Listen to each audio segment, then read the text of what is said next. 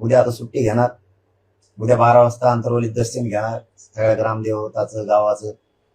दुपारी 12 वाजता ती गावात गेल्याच्या नंतर 4 वाजता नारायणगडावर जाऊन दर्शन घेणार मस्तपैकी.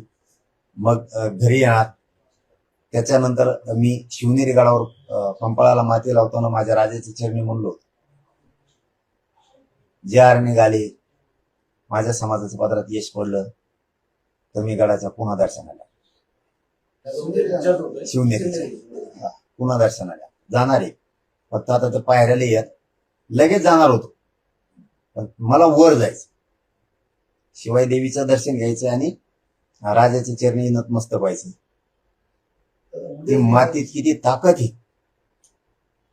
मला जगाला सांगायची, म्हणून मला तिथं जायचं. पण आता नाही चालायला यायला लागलं, कारण मला शिवनेरीवर डायरेक्ट वरच जायचं.